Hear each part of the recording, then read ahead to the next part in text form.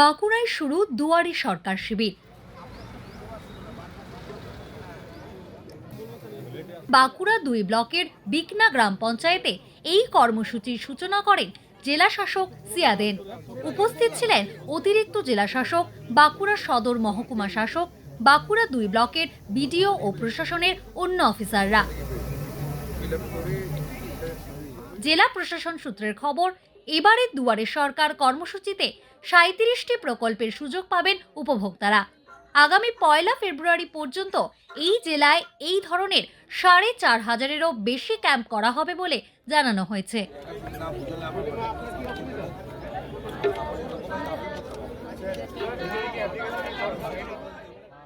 Download করুন এই সময় অ্যাপ iOS ও অ্যান্ড্রয়েডের জন্য।